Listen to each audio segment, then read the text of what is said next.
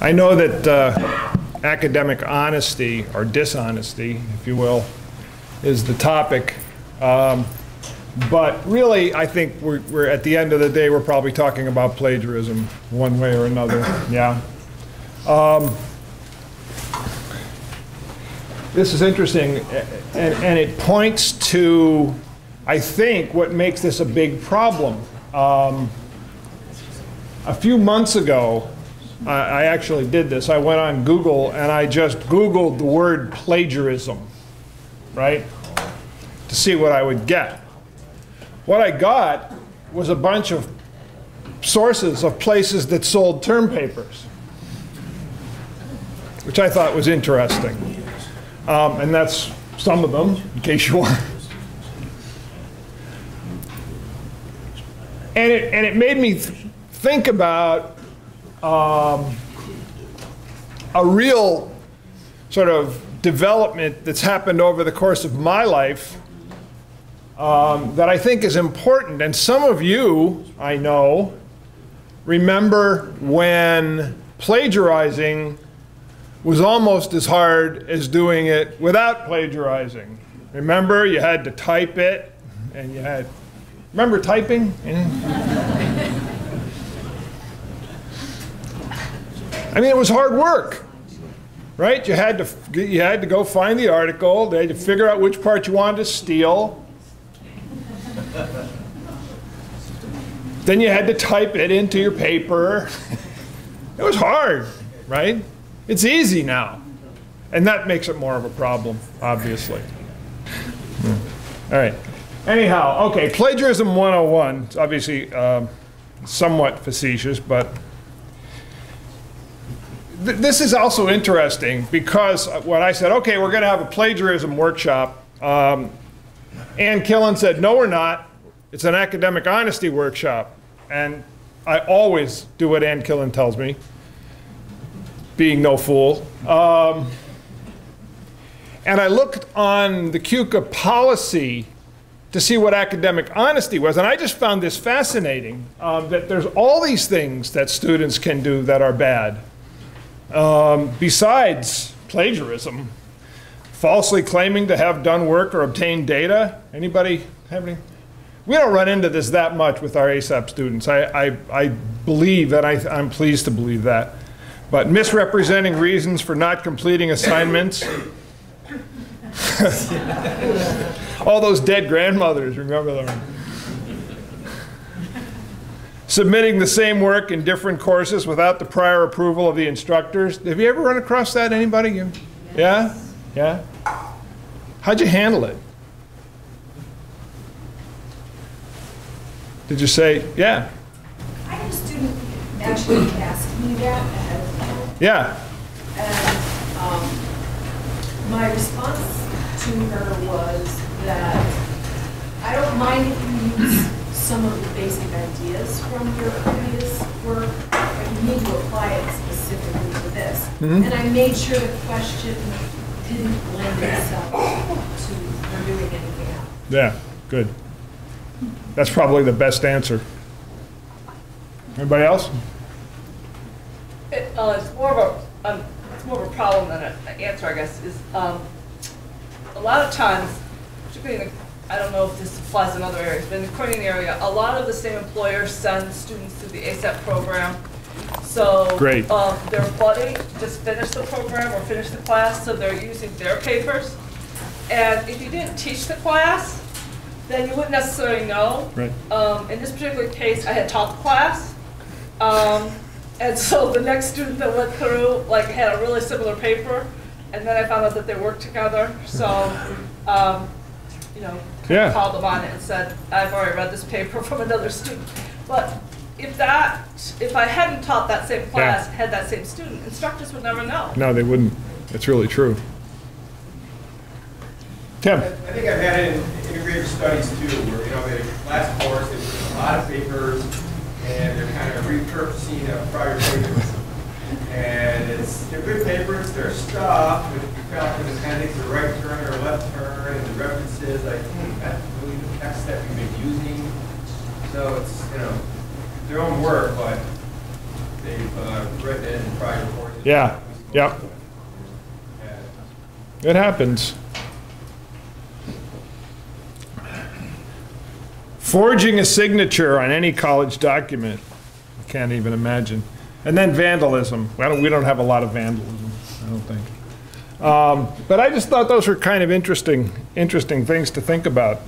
We're not going to talk about those very much today, but they do sort of bleed over into the area of plagiarism.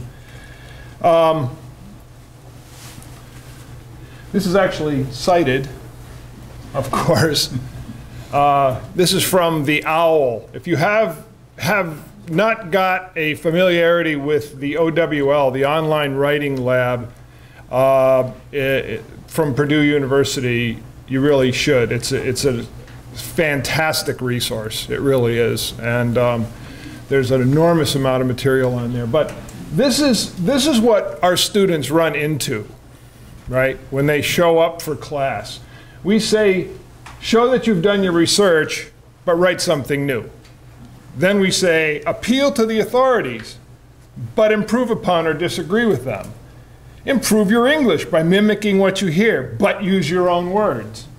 Give credit where credit is due, but make your own contribution. So this is what they're faced with when they walk in, okay? And this is hard. This would be hard for someone of any age and at any point in their educational progress, right? But our student has been away from school for a long time. And that makes it even trickier, doesn't it? Because they've learned to live by a whole bunch of different rules. And they really have a lot of different sort of realities and even ethics that they've dealt with every day at work that are different from what they run into in college. Still, plagiarism is not something any of us want to deal with. I think is that fair? It's a pain. Yeah? It makes us work harder. We have to document it. We have to follow it around. We have to prove it. Okay? It hurts our feelings. At least it does mine. I shouldn't speak for anyone else, but it hurts my feelings when a student plagiarizes in a class, because I feel like, you know, everybody else in this room is working real hard and putting out and doing an honest job, and you're not. You know? Thirdly, it's insulting because they think we fell off the turnip truck yesterday morning. Come on.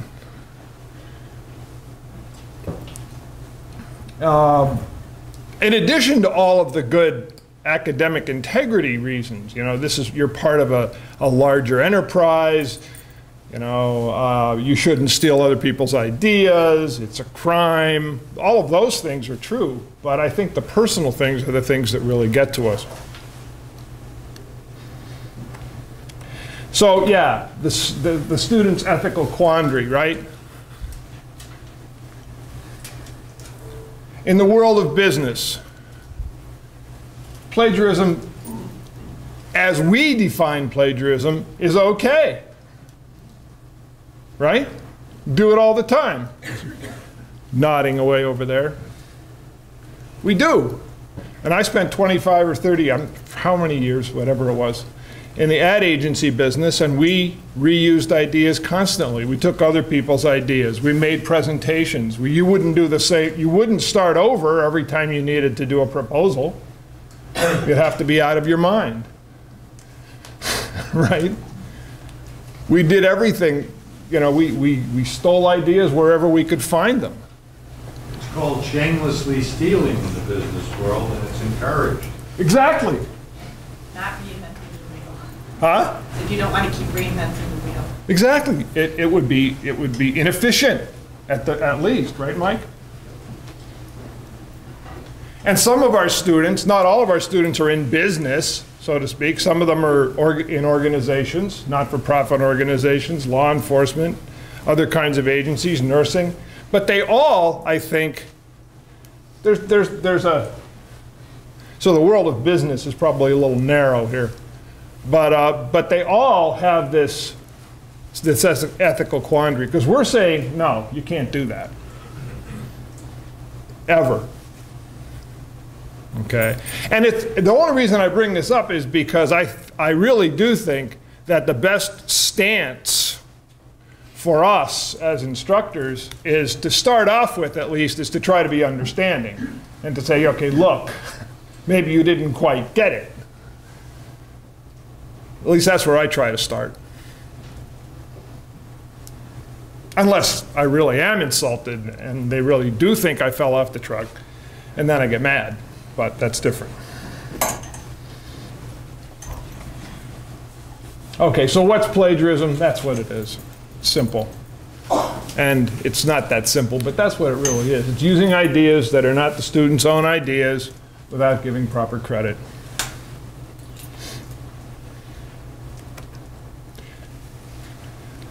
This is the sort of plagiarism continuum, right?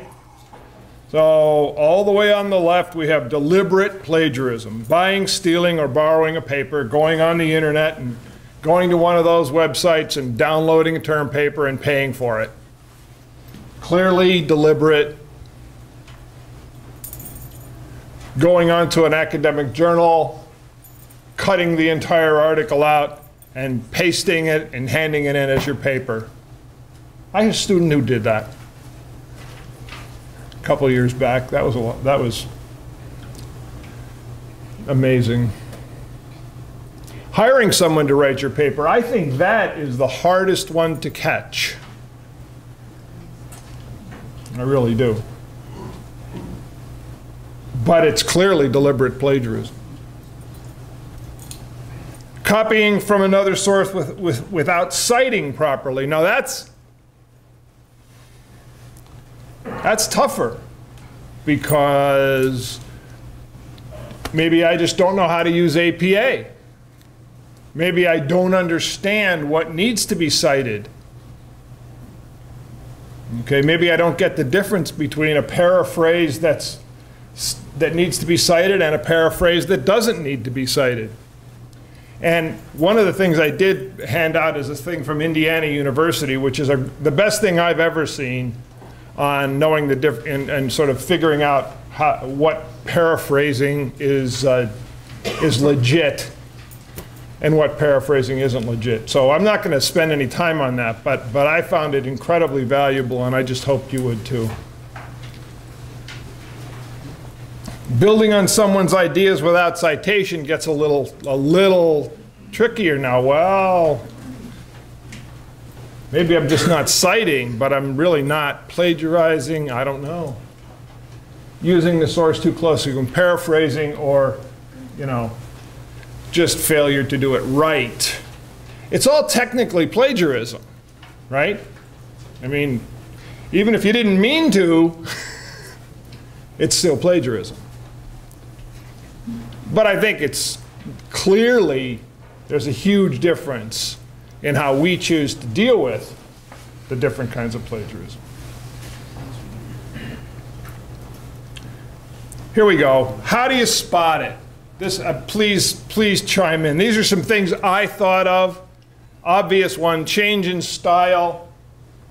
When your student, who really is a marginal writer, after the third or so paragraphs starts, sounding like Faulkner,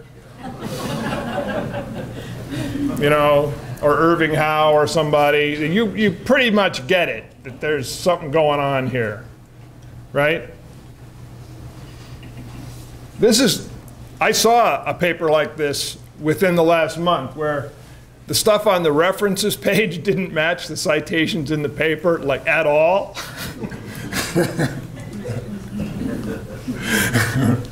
That's kind of a big flag.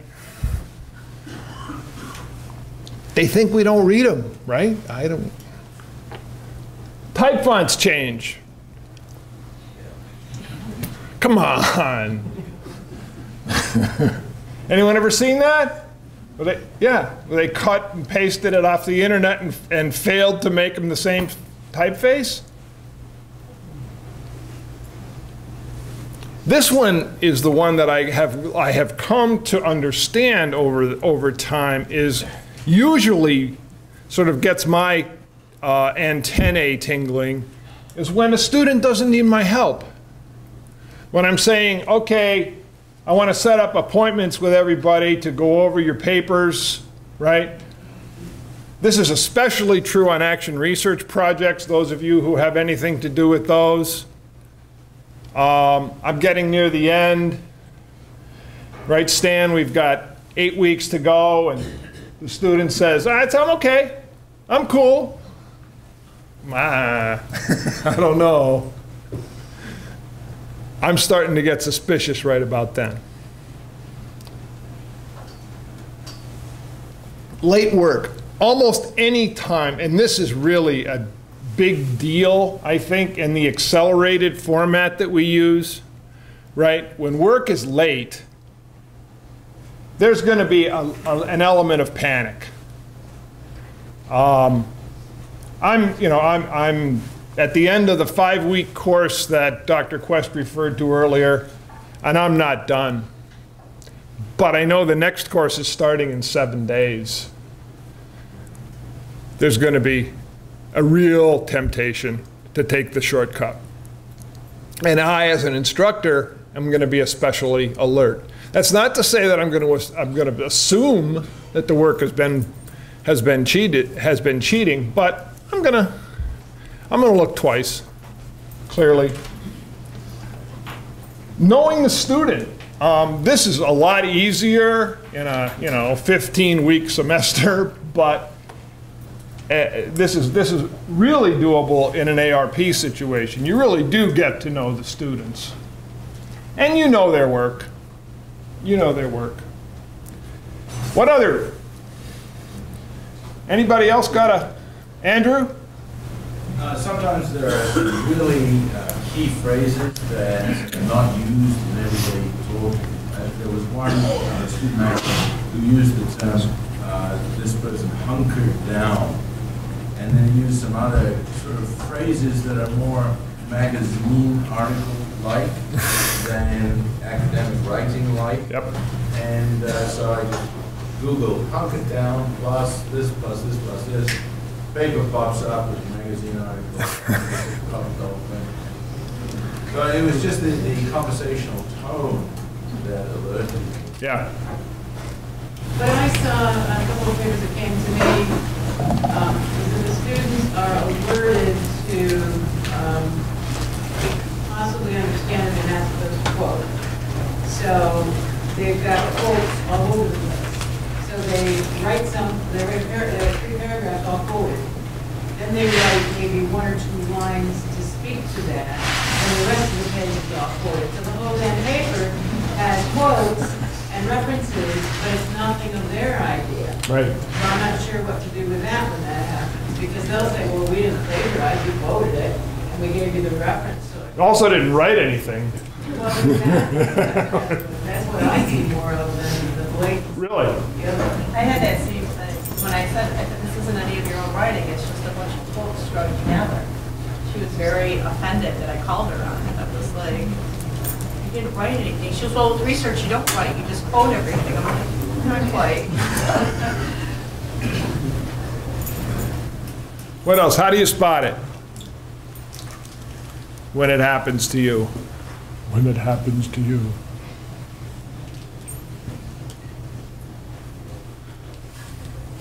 Obviously, sometimes they leave the little blue link right in there. That's a pretty good sign. Yeah. Yeah.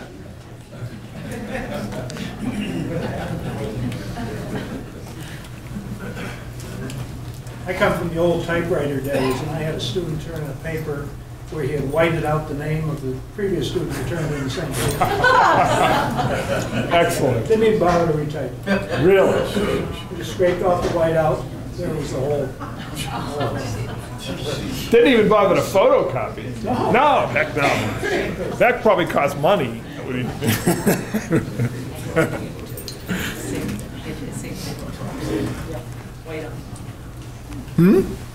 You saw the same? I had the same thing happen. It was a previously turned in paper where they just whited out the corrections. I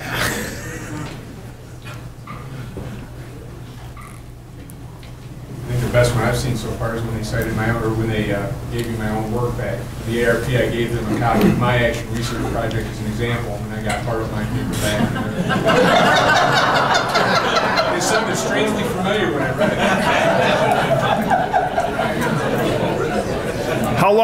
How long had it been? How long had it been since you'd written it? Probably about 4 years. It was very well done.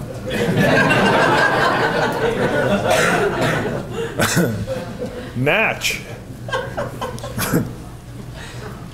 It's the first class I taught. Someone had integrated a training manual piece all the way throughout it, on and off, so the context of who it was delivered to changed back and forth all the way through. Okay, that's good.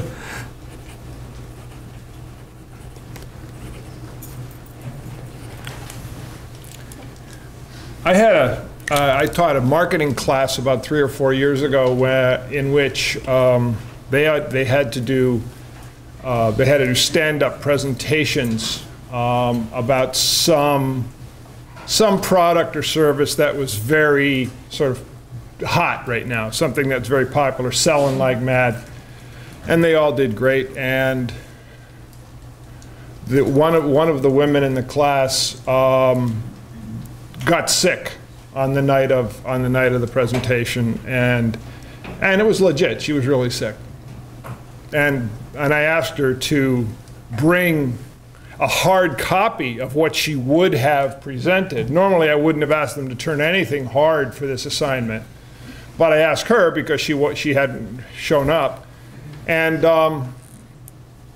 she printed out a website and handed it to me. And I said, thanks. And I said, but where's your presentation? She says, well, this was it. I was just going to read this. Which was interesting because she didn't get it. She didn't get that that was a problem.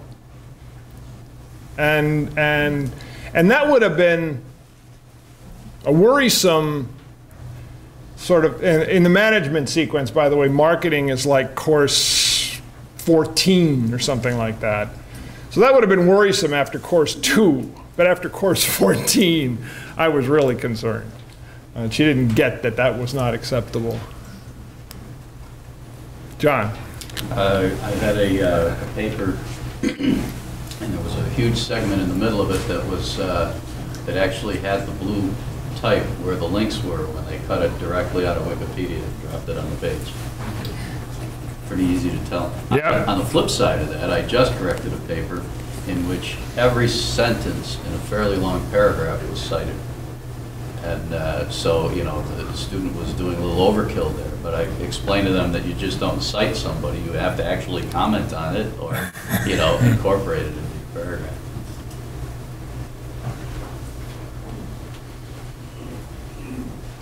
Okay. Well, if you think of more, I'm writing them down. I am writing these down.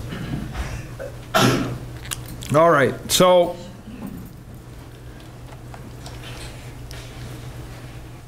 but it's a serious offense. Yeah? I'm very, very, very reluctant to tell a student, I know you plagiarized, unless I can prove it. Because if I say I know you plagiarized, I then have to go through the process that I'm going to talk about in a minute. And I don't want to do that unless I'm really sure and have solid evidence to prove it. So where do you get the solid evidence? Well, as Andrew already observed, one way is to simply enter some keywords or phrases in Google or Google Scholar, or any other search engine for that matter, but Google happens probably to be the most common one, and usually you'll come up with it. Turnitin.com, the college subscribes, Keuka College subscribes to Turnitin.com. In order to get access to it, you need to talk to the person that Linda mentioned earlier in her presentation, a woman called Sharon Tyler, who's here in the library, and you can find her in your Keuka email, you know, automatic names that pop up. She'll be there. She will tell you how to access turnitin.com. I have used it a few times. It's incredibly fast, like minutes. You can use it in a variety of ways, which you can, there's tutorials on Turnitin that'll teach you how to use it. You can put every paper for your class in there. You can essentially register your course on turnitin.com, and everybody turns their papers in there, and they're constantly checked and archived. Or you can do a quick search on a single paper, which is the way I suspect most of us will use it. That's the way I would use it. And that, like I said, that works really fast. And what you get back is a percentage of matches. In other words, 29% of this paper matched things that we were able to find on the internet, or in student papers in their own database, or in their scholarly journal database. Those are the three places they essentially look. So they'll tell you what the percentage is of overlap. That's the kind of results you get back. Okay? And it lets you know that you have more work to do. I have to tell you, I did this for a student 2 months ago, and I only got a 7% overlap, which meant the paper was just junk. I thought it was plagiarized, but turned out it just wasn't very well done. I thought he had put a lot of different unrelated references in, but turns out it was just unrelated thoughts.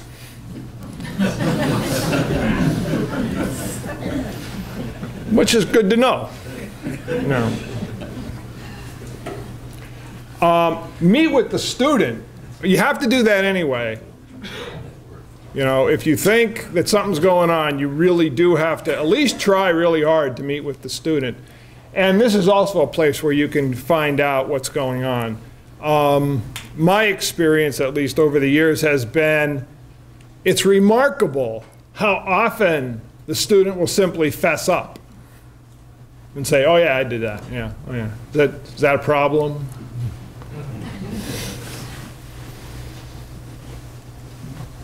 How would you, anybody have strategies besides these three? How do you do it? What happens when you suspect? What do you do? What's your next move when you suspect plagiarism?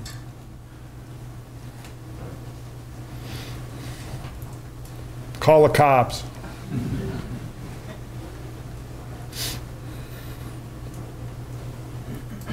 Okay, well those are the three that I do. Those are, and actually number 3 is probably the most important in my view. That getting the student to talk about it is the most important. And they often won't, by the way. They often will say nope.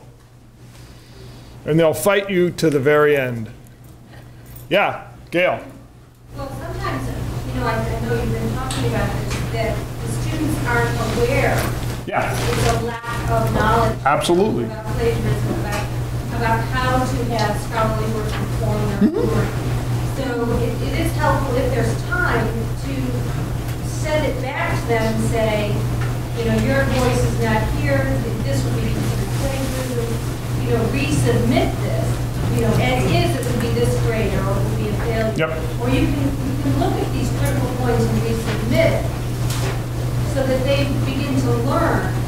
I mean, there are certainly the student who is intentionally trying to use someone else's work, and then there are many students, in my experience, that are simply unaware. Absolutely.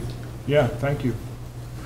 Gary, Mike. the night of the first class, it's very helpful to refresh their memory that plagiarism and dishonesty won't be tolerated, and that you are going to be checking their work that they submit.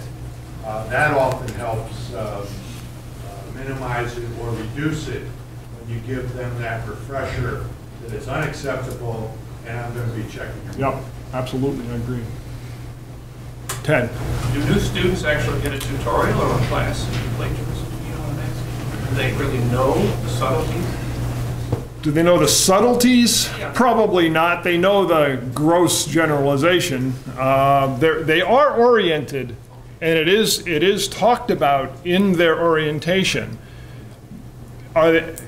Is it subtle? No. Probably not enough, Ted, to be honest with you. It probably never is. But that's a good question. And they are aware of it, though. And in addition, every single syllabus in the front end of that syllabus has it spelled out in painful detail what it's all about and what can happen to you. They may not understand what they're doing wrong, but it sure is there. The other thing, Melody Campbell, the ASAP librarian, has made a number of LibGuides for the ASAP students, and on multiple LibGuides, including the APA style LibGuide, there is a tab for plagiarism where she talks about it. Yep. Yeah. And actually, the library site is loaded with plagiarism resources and ways to understand it and ways to help yourself avoid it, and yeah, it's just packed. And students are introduced to that in the online orientation. Right. In Melody's presentation.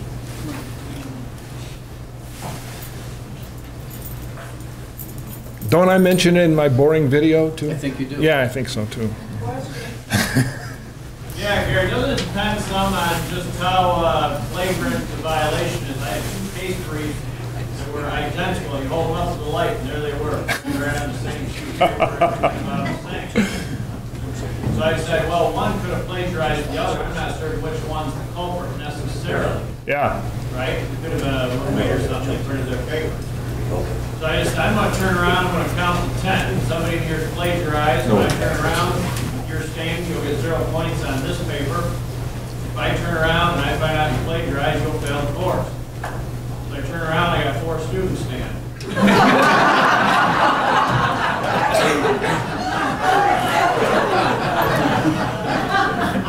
You asked for it, Carl.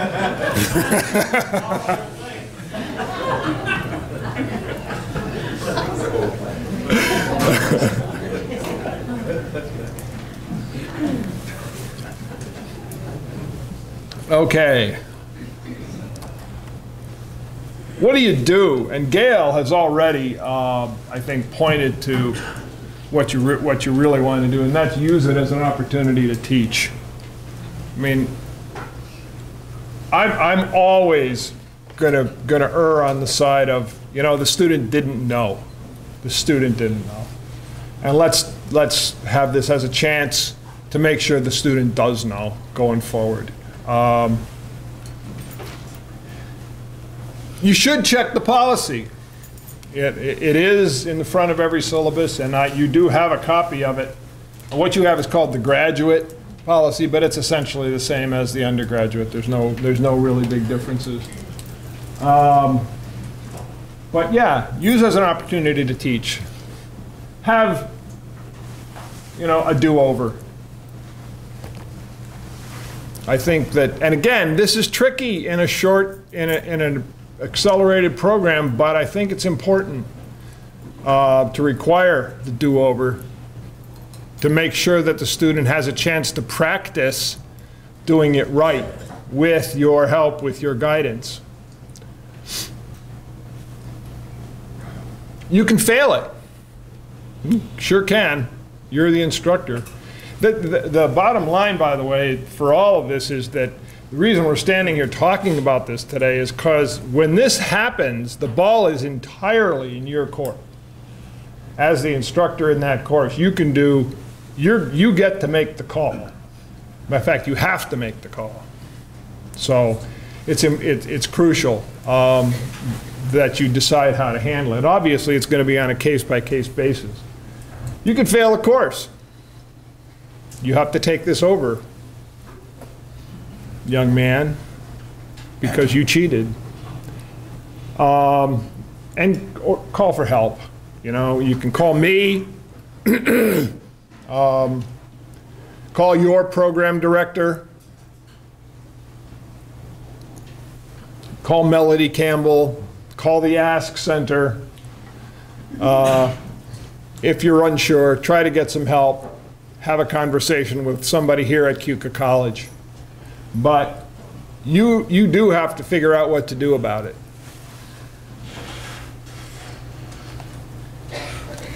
This is like the technical stuff. This is what you have to do if you decide you want to go forward with your suspicions. The first thing, you do have to make a reasonable attempt to meet with the student. That's a requirement of you, all right? If you decide to go forward, you have to write it up. This is why it's a pain, right? This is a lot of work you now have to do because the student failed to follow the rules. But you have to submit the results of the meeting, the details of the offense, and what you want to have happen to Dr. Quest in writing.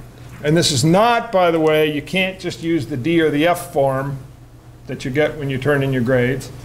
And you can't use the academic warning form that you get on Moodle. This has to be a letter that you draft and lay out the case so that the college knows what's happening and has the details. You, as an individual instructor, can only do course-related sanctions, obviously.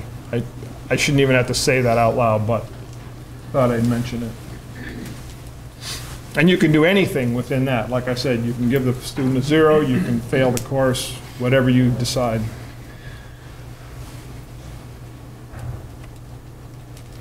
So, yeah, if you're in the management program and this comes up, call me if you want to.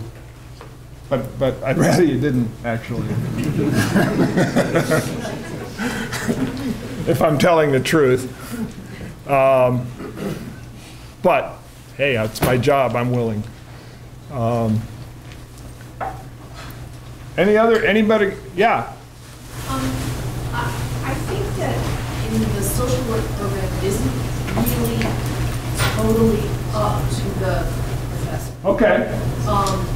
Because I had that happen in my cohort when I appreciate the clarification. Was a cohort instructor, and I wasn't teaching that class, but I was involved in it, and I think the expectation in the social work program is that if you have this problem, you will go to the program director. Okay. You will talk to the program director about it, and decide together with the program director what you're going to do about it. So I think the expectations may be a little bit different across. Well, Dave's probably more responsible than me. Well, I just think that, you know, that if there are other social workers here, that they really do need to contact the program director. Okay, thank you. Thank you. That's great. I appreciate that. When meeting with the student to have a discussion, how important is it that there be a third party involved in the room or at that meeting? That's a great idea, Steve. I think it's very important. If I were to the point, I guess it depends on what point you're at. I mean, because you don't need a third party in most student-teacher meetings. You're teaching, that's what you do. But if you're really at the point where you have a pretty strong suspicion, and maybe even a little proof to go with it, then I don't think it's a bad idea at all to have a third person. And I'll be happy to be that person if I can be, or we'll find somebody who can do it. That's a great point, thank you. Share that information with your next instructor if you do have students that does that. I mean, in this litigious world, everybody's concerning privacy rights. So if my cohort goes on to the next instructor, you know, can I call him and say, you know what, watch out for whatever? You know, okay, that's an excellent question, and that's been a tough one for us all the way along. Those of you who have been around a while, John in the back, I see both Johns, Locke and Barr. It's a tough one. What do you say to the next instructor in line? You don't want to prejudice somebody, right, because you may or may not like the work of a student, or you know you're having somebody who behaves badly, or somebody who plagiarizes. But I agree with you, Kay. I think that it's a good idea that people know. One thing you can do, quote, officially, unquote, is to file that academic warning form. It just says, you know, and by the way, I talked to a lot of you over time. That's a good form to use for this kind of purpose, in my opinion. It doesn't mean that the student's going to get clobbered or whacked or anything. It's just a way to keep us and sort of the instructors down the line informed that, you know, this student has writing issues, this student comes in late all the time, whatever those, you know, those problems in a sequential accelerated program are. That's about the only sort of official vehicle we have to keep track of that stuff. Yeah. You know, I think it is important that instructors know some information about their cohort, but if a student has significant issues, if there's a charge of plagiarism or any other significant issues, I don't think it would be a great idea, or I would sort of recommend against telling the next instructor. That's that sort of self-fulfilling prophecy that becomes either gossipy or has to. But maybe to let the advisor of the cohort know, so that there is sort of a keeper of the cohort knowledge, the instructors or the program director, you know, so that instructors have a place to go to say, are there any concerns about the cohort or special needs or anything I need to know that will help me be a better instructor for that course? And then there's at least an individual or two, advisor and director, that have that and can use their discretion in terms of, because this is all about ensuring the student's ongoing success. Right. And they may certainly step in a great big pothole along the way, but if you can help them learn to get out of it and to reconcile and then move forward, it might be important rather than instructors saying to each other, because we don't really even do that in a traditional setting either. We wouldn't. No, you wouldn't do that. Yeah. We might tell the advisor of our concerns about the student who has ongoing. Do you think we need a better communications mechanism than we now have in order to formalize this kind of communication? I don't know. It just occurred to me. I mean, we try to use the academic warning form, but that's kind of got a stigma, it seems like. Well, I think with student services, you know, that you're going to be taking, you know, this added resource of real direct student services and student development, as well as the use of advisors in each program and the use of the program director. If we can formalize that communication process, it might be helpful. Yeah. What about the evaluation course we have to do on each and every student? In social work, we have to talk a lot about their professional development and whether or not we think they're keeping things confidential and all of that. And doesn't that then go back to the advisor, and would that be a way that you could, because I agree with Gail, the advisor is sitting down with these people and talking to them about how they're doing the program and whether or not they're, I've raised a couple of issues about a couple of my kids not having to do plagiarism, but just things that I've observed and passed that knowledge on my advisor. And she and I agree that was very good because we're going to have a good handle on this kid. But it didn't go any further, and she used it then in her counseling session with the student to sort of say, this is something you need to work on so that you can become what you want to become. So it seems like that would be a good place. As far as I use our business. Well, they are. Okay. Yeah, we don't, in management or CJ, I don't think those things even exist. And I know in our management program, the advisor is a research advisor, basically only. It's an ARP advisor, not necessarily a cohort advisor per se. So, you know what I mean? So well, you are lucky, indeed. Yeah. If I can make a suggestion, Please. This is a problem, and it's only going to get worse. It might make sense to have someone at Keuka to be designated the academic honesty person for several reasons. One is, some cohorts, the classes you teach, the first time you receive a paper may be the last class. So the ability to meet with the student afterwards will be impinged. Right. Second is, as a professors, sometimes will, nature, want to help the student. It might be a brief meeting to try and explain it to them, but we'll not be able to present them with adequate message and explanation. But if you have someone who is much better trained and dedicated to the subtleties of academic dishonesty, that person can then, in essence, if the instructor's obligation is just to report it, you present it now to an independent person to view whether or not we're accurate in saying this is academic honesty or dishonesty.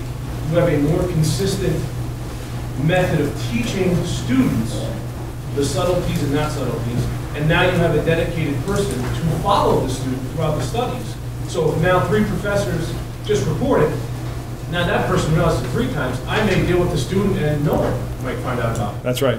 So given the nature of the problem, given it's going to get worse, it might behoove Keuka to dedicate someone like Bellany or someone in that stature, become trained in academic honesty, become trained in all these sites, and then the student has to work with that person throughout.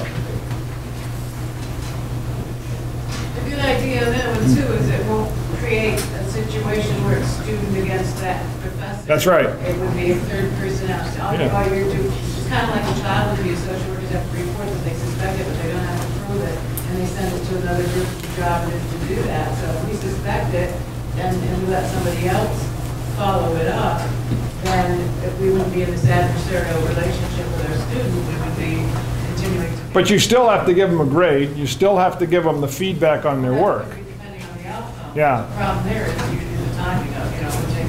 Right. The grade the nice thing about the grade is the grade worked on that paper, and it would not affect it in the future because you have someone training on what they did wrong.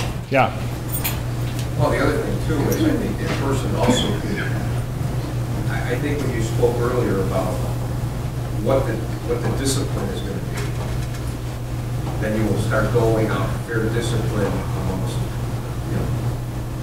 for all the students. I just don't think, I think at some point you're going to get caught up in a situation where, what you do to one student is the same thing you should be doing to another student. You can't have one instructor letting somebody off the hook and warning them, and another instructor just taking them all away. I mean, you gotta, I think whatever the discipline's gonna be, needs to be doled out fairly and consistent. Anne Marie.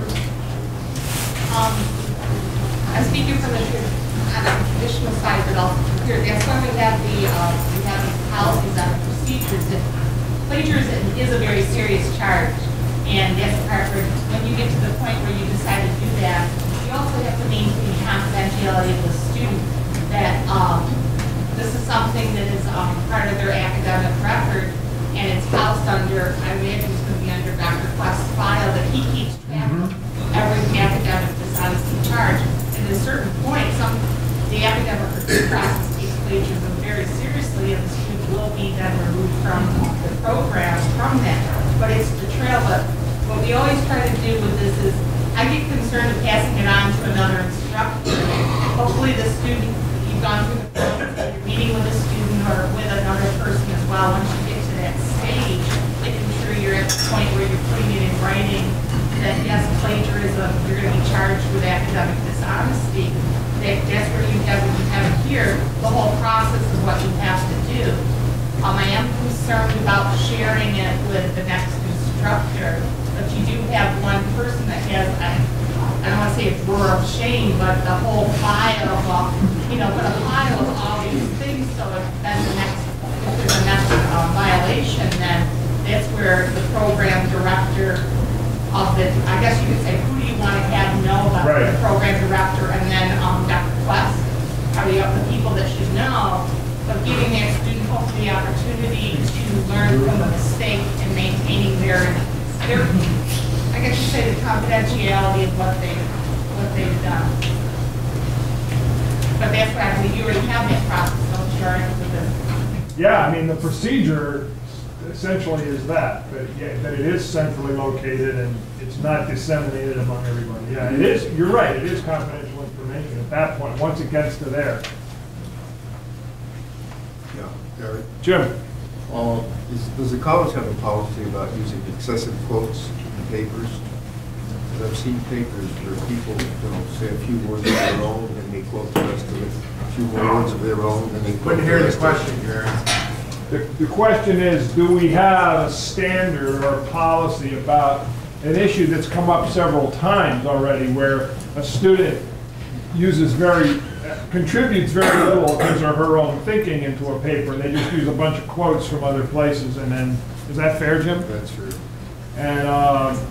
And maybe interjects a line or two of his or her own in between. It's a writing issue. I don't think it's a citation issue yet. Yeah, this is just a information piece. Do we include in the syllabus for each of our courses the materials or some of the materials you're giving to us regarding plagiarism? It would seem that it would be useful to the instructor to explore that either at the beginning or sometime during the course. So if there is maybe a précis or a summary of some of the materials we have here, it could be useful. In each course. In each course, and particularly attached to the syllabus. Yeah. That is sent out to the student ahead of time, and you can cover it. It's a thought. Convenient. Right now, there's, this gets into, students now have complained that it costs them too much money to print out the syllabus. So, seriously. But yeah, it's a great idea. I don't think it's a terrible idea at all. John? I covered the syllabus Yeah. my first class. Yeah, right. So there can't be any mistake as to what is required. I think that's not a bad idea. I'm writing it down. John? I just want to backtrack to a couple of comments ago where, I hear people saying that as instructors, you want to use your own discretion, have a meeting with the student, try to figure out if this is intentional or unintentional incident, and that's fine. But if you're not going to communicate it to the next instructor, if you're not going to report it, then this could be a serial sort of thing, and none of us would have any way of knowing. So we either need to agree that no matter what, we're going to fill out some sort of paperwork. And the academic warning, the title of that bothers me because I've had a few situations where I wanted to fill one out. I had a student on the traditional side that I'm sure has a severe case of ADD. But to fill out something that says warning across the top, I had a problem with that. And I don't know, that's maybe a discussion for another time. But if we don't document this somehow, and there isn't somebody who can kind of follow this, we could have a serial plagiarist, and we just all assume that it's a one-time deal, and we're going to let him off the hook this time because he won't do it again. So let's come up with some sort of communications mechanism to do that. Yeah, and your input is essential with doing that. So you may hear from us through email or something. Yeah. To get more input later on. Yeah, and I like the idea of including sort of teaching materials up front in the syllabi, or at least available on Moodle. That may not have to be printed. It may just be there for each course. Right? Sure. Yeah. Gary. Naira. Is plagiarism here in line with other colleges? Number one, is it pervasive? Is it 1%? I mean, how big is it? How many of you have had an incident that you thought was plagiarism in the last year?